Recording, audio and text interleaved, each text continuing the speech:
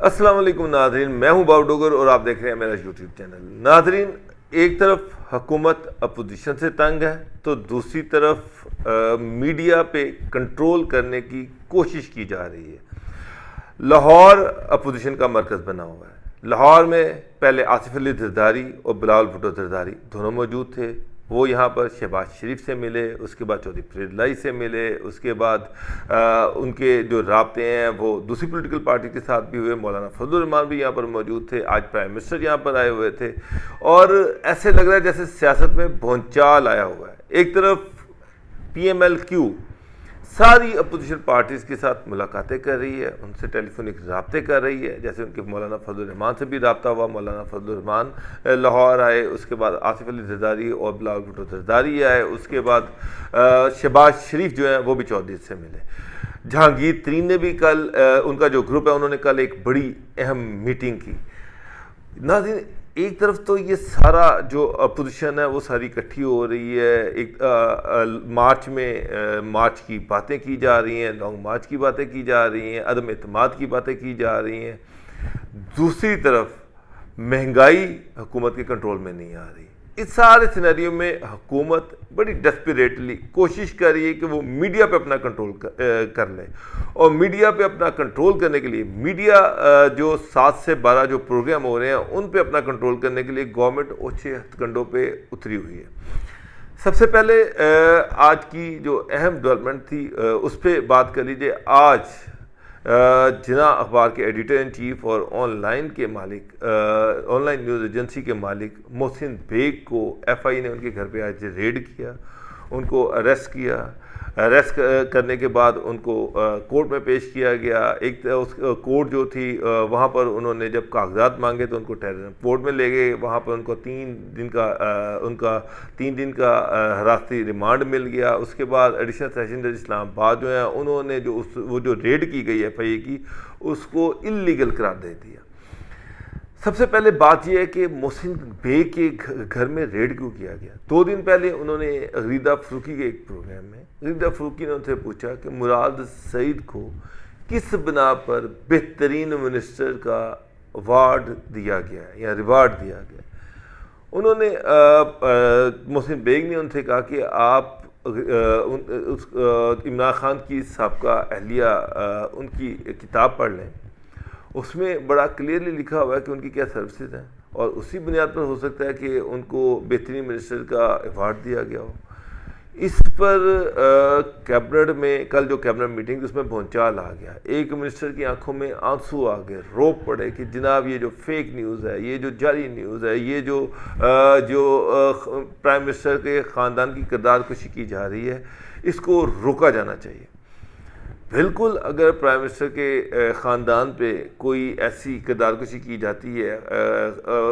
میری مراد یہ ہے کہ اگر ان کی اہلیہ کے حوالے سے کوئی ایسی بات کی جاتی ہے تو بالکل اس کو روکا جانا چاہیے۔ لیکن ایشو یہ ہے کہ محسن بیگ نے کون سی ایسی بات کی تھی، کون سی ایسی قابل اعتراض بات کی تھی۔ ریحام خان پاکستان میں موجود ہیں، وہ پاکستان میں پھر رہی ہیں، انہوں نے ایک کتاب لکھی۔ کتاب میں انہوں نے ایک چیپٹر جو تھا وہ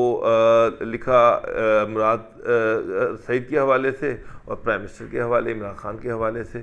اگر گورنمنٹ کو اس پہ اعتراض ہے تو آپ ریحام خان کے خلاف کارروائی کریں، ان کو اریسٹ کر لیں، گرفتار کر لیں۔ اس کو تو گرفتار نہیں کرتے، اگر کوئی کتاب کا ریفرنس دیتا ہے تو اس پہ ایف آئی اے ڈال دی جاتی ہے، اس کو اٹھوا لیا جاتا ہے، اس پہ اینٹی ٹیررزم کورٹ کے کیسز درج کر لیے جاتے ہیں۔ محسن بیگ نے جو کیا میں اس کو انڈورس نہیں کرتا۔ اگر انہوں نے پولیس پہ فائرنگ کی یا ایف آئی اے پہ فائرنگ کی میں اس کو انڈورس نہیں کرتا، لیکن ایف آئی اے جب ریڈ کرنے گئی تو اس کے پاس اریسٹ وارنٹ تو ہونا چاہیے تھا، سرچ وارنٹ تو ہونا چاہیے تھا۔ بغیر اریسٹ وارنٹ کے، بغیر سرچ وارنٹ کے ایف آئی اے جو پرائم منسٹر کے انڈر آتی ہے وہ اب اس طرح سے جرنلسٹوں کو گھروں سے اٹھانا شروع کر دے گی۔ ایک پروسیجر ہے، ہر چیز کا ایک قانونی پروسیجر ہے۔ اگر کسی پروگرام میں کوئی ایسی بات کی جاتی ہے جو حکومت کو ناگوار گزرتی ہے تو اس کا ایک پروسیجر یہ ہے کہ آپ پیمرا میں چل جائیں، پیمرا میں کمپلینٹ کریں، اس بندے کے بارے میں کمپلینٹ کریں۔ پیمرا کے پاس اتھارٹی ہے، ایک لیگل ادارہ، وہ اس پہ کارروائی کرے۔ لیکن جناب حکومت جو ہے اس نے جان بوجھ کے سارا کچھ کیا گیا۔ محسن بیگ کے خلاف جو کارروائی کی گئی وہ جان بوجھ کے کی گئی۔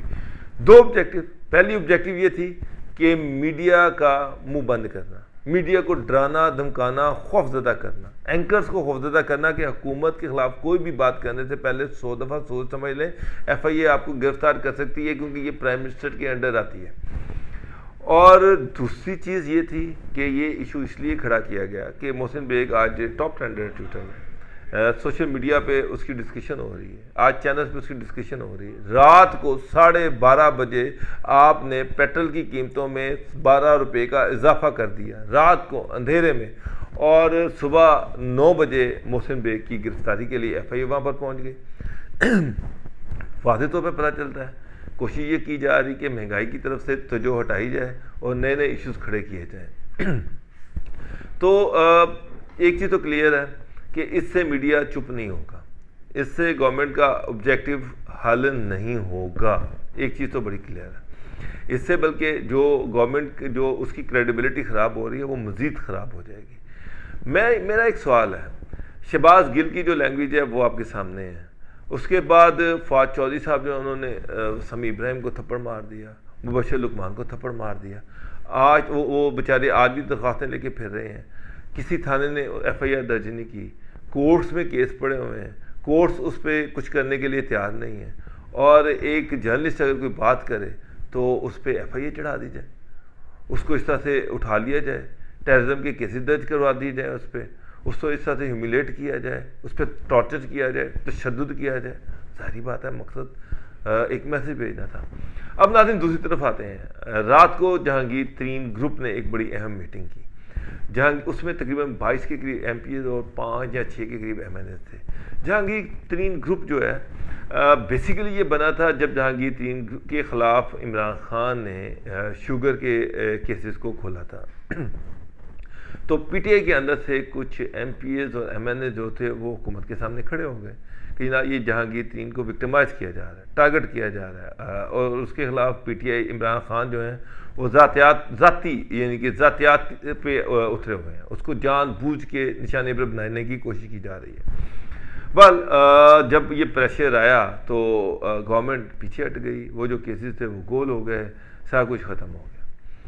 اب جہانگیر ترین اور اس کے گروپ کے ذہن میں ایک چیز تو ہے کہ وہ جو انہوں نے سارا کچھ کیا، عمران خان اس سے سخت انوائڈ ہیں، اور ان لوگوں کو جن کو وہ سمجھتے ہیں کہ یہ جہانگیر ترین کے بڑے قریبی لوگ ہیں، ان کو اب حکومت کم از کم پی ٹی آئی ٹکٹ نہیں دے گی، تو ظاہری بات ہے کہ وہ اب اپنا سیاسی مستقبل ڈھونڈ رہے ہیں۔ ان کے لیگ سے بھی رابطے ہیں، ان کے پی پارٹی کے ساتھ بھی رابطے ہیں، ان کے باقی پولیٹیکل پارٹیز کے ساتھ بھی رابطے ہیں۔ رات کی جو میٹنگ تھی اس میں میری جو اس میں جن لوگوں نے حصہ لیا ان میں سے کچھ لوگوں سے بات ہوئی۔ پہلی بات یہ ہے کہ اس چیز پہ تو اتفاق ہے کہ اگر یہ گورنمنٹ گرتی ہے، اگر اس کے خلاف نو کانفیڈنس موو آتی ہے، تو جہانگیر ترین گروپ ڈیسائسو رول پلے کرے گا،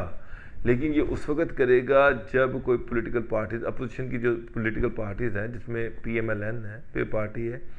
یہ کوئی واضح اسٹریٹجی سامنے لے کے آتے ہیں کہ جو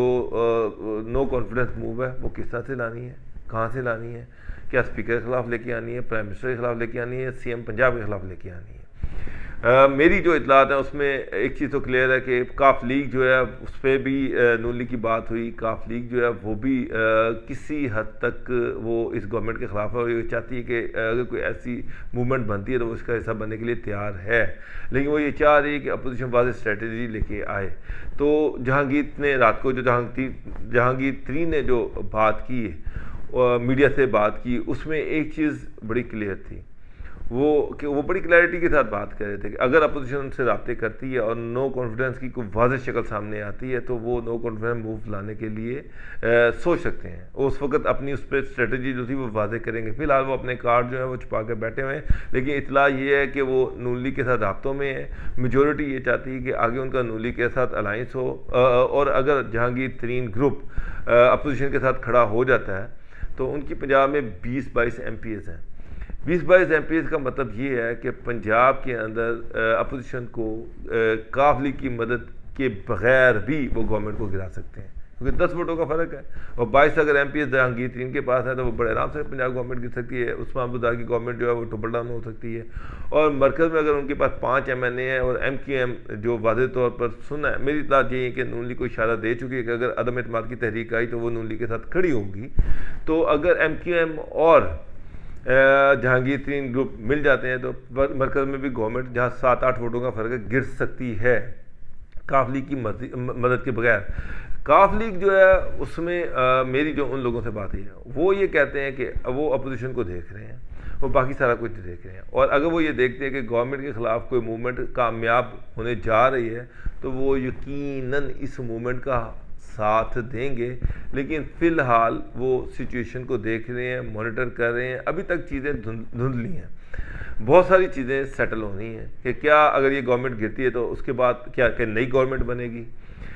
یا نئے الیکشن ہوں گے، اگر نئی گورنمنٹ بنتی ہے تو وہ کتنا عرصہ چلے گی، مرکز میں کون ہوگا، پنجاب میں کون ہوگا، یہ بڑی ساری چیزیں ہیں جو بھی سیٹل ہونی ہیں۔ تو ناظرین آپ کو لیٹسٹ جو اپڈیٹس ہیں پولیٹیکل وہ دیتے رہیں گے، فی الحال اتنا ہی، بہت شکریہ۔